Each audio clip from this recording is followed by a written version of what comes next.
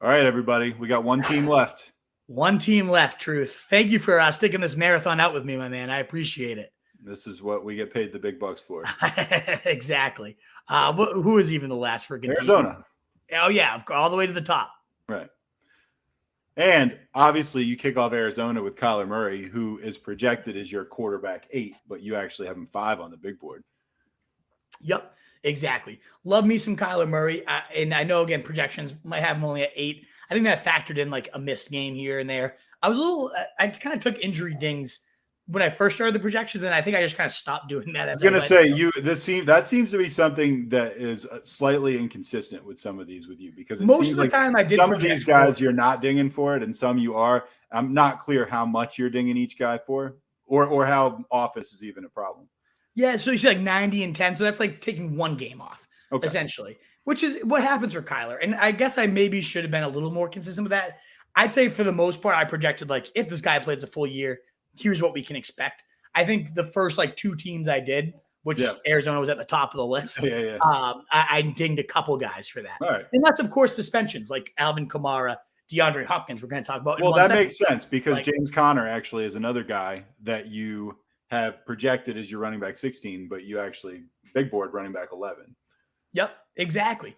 Because I think he's going to eat in the games he's there. No Chase Edmonds. He saw, a healthy bump in targets to, I believe, it was 6.5 a game. Without Edmonds last year, he was averaging 22 fantasy points a game in games without Edmonds last year, and Edmonds is now gone, replaced by Darrell Williams, who did have some very solid efforts. Come on, man.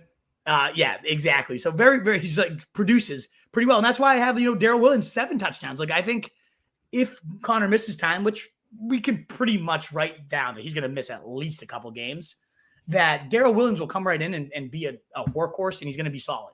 They are now kind of hinting at that Benjamin has been better in early practices, and he might have the number 2 job. So I felt great about Darrell Williams as like a round 14 pick.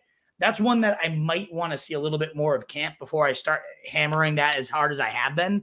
Like I've been going all in on him because I want the number 2 back here.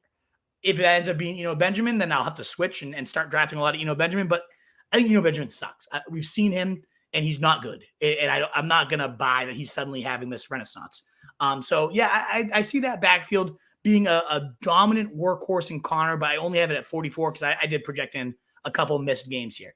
Kyler Murray, the big thing with him is that 19% rush share. It's gone down in every single year, and I have it going down a little bit again. But he's still really good in the red zone with 5 touchdowns. So I think that's going to be great. I think he's going to continue to chuck. I mean, once Hopkins is back, this is going to be far and away. We had him, now Marquise Brown. Like, these weapons are going to be great. It had a great connection with Zach Ertz, and Rondale Moore could take a next step. So, like, there is a chance once everybody's healthy and operating that, like, Kyler Murray just goes into bananas cheat code mode. Nobody has. We've seen, like, 40-point games multiple times across the season with Kyler Murray. Very few other quarterbacks have that type of ceiling other than maybe like Lamar Jackson in 2019, which we haven't seen in years. So I that's why I have him like at 8 in the projections, but like a little bit higher because once everybody is here, I think the stats could be just absurd. But yeah, I respect that. What'd you say? I said I respect that as a reason. I mean, because you're right, loaded. And so maybe your first third of the season or whatever, it's not as explosive, although still probably quite explosive. But it's kind of like, once you're fully loaded, you might make up for that on the back end and then some. Kind of like Kamara, something like that. Right. And looking at this, I think I'm a little too low on Hopkins's. He's going to miss 6 games. We know that. But even still, like I had Godwin missing 6 games and still seeing 100 targets. I feel like Hopkins in 11 games will probably approach 100 targets. So yeah, I mean, I actually was a little bit surprised because you got Hopkins missing 6 games, which is like a little over a third of the season, admittedly. But I feel like his numbers that you got next to Hollywood's there. I feel like it should be more. I mean, I feel like it should be closer to Hollywood's. As you can see, I'm kind of adjusting it on the fly. So like 90 now for Hopkins. I took down Moore a little bit, and I'm going to take down Ertz a little bit. So I think that seems a little bit more reasonable. 90, 120. I think assuming he comes back and he's healthy for 11 games, that's still pretty low. 90. Yeah, it could be. I don't know. He's DeAndre Hopkins. We'll see. I mean, maybe the guy falls off a cliff, but man, we saw a bunch of examples last year of him just being a monster still. Right. Maybe the injuries are catching up though. He seemed a little sapped by the end of last year. He had two big injuries. So we'll see. I will say this though. I thought I had Marquise Brown and Rondale Moore like pretty high in my rankings. And then when I statted them out, like I thought I was kind of giving them healthy shares and healthy catch rates and everything.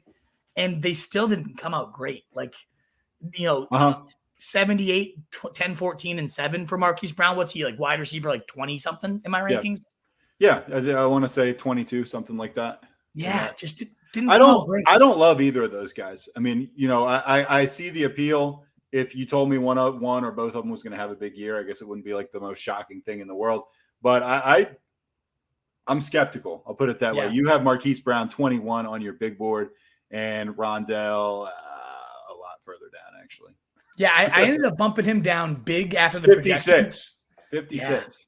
Yeah. And I think he's even lower in my projections. Like they just didn't come out statted very well. And Rondale Moore, they're saying, Deebo Samuel role, maybe he runs in for a few more touchdowns, but he's also tiny. Like Deebo Samuel's thick. Rondale Moore can't handle those types of carries. So I'm not, just not as into. I thought Marquise Brown reunited with his college quarterback would like project out better than it really ended up doing for me. And this is with being pretty low on Hopkins too. Maybe I'm too high on Ertz, but Ertz was peppered at a ridiculous rate. He was the number 4 tight end in fantasy after he got over there with the Arizona. He saw over 100 target. He was on pace for like 120 targets. I don't think that happens now that Marquise Brown's here, but I like Ertz. And then he ended up coming like I ended up being just lower on like I have Kyler Murray projected out pretty well, and yet I still ended up being a lot lower than I thought on an Arizona Cardinals offense that I think looks really flashy and sexy, but they haven't, like, especially late in the season, they always crumble. So maybe I just have a little gross taste lingering. No, man, I feel almost exactly the same. The way you just described it, I was like, I feel exactly the same. It's like, Cardinals, ooh, yeah, sexy. And then you're just like, I don't know. They threw the ball less than the Ravens last year. Like, that's crazy. I don't know. I mean, right. No, I feel the same way. I think they have a little more sex appeal, like a fake sex appeal than real sex appeal. Like when you imagine them, what's the offense, the air raid? Oh my God, they're going to bomb the lights out of the stadium. And then they just don't really. They do it for like a couple games a year. Usually at the start of the season, the first 2 weeks, like Arizona Cardinals. Remember last year, were they like 11-0 for a little while? They were. Might not have been 11, but it was like 7, 8. Something like that. They won like eight straight, I think. They were number 1 in the NFL, and we both kept saying it's flukes. We're not buying this at all, and we were right on that one. That's kind of what they are. They'll blow a couple teams out, but they always seem to fizzle and a little bit fake sexy instead of real sexy, I guess. Yeah, like the Rams are real sexy. That's gonna last all year. Yeah, yeah. Cardinals, they're sexy. You want to hook up with them, you hook up with them. You're like, that was great. Yeah. Cardinals, that's about it. We'll wrap up our hard-hitting analysis with that, huh? Yeah. Oh, man. What a marathon truth. We made it, though. All the way through. What is up, you fantasy wolf? Thanks so much for tuning in. If you haven't already, share your thoughts in the comments. Check out some more videos and join the newest Wolfpack by subscribing below. Hey!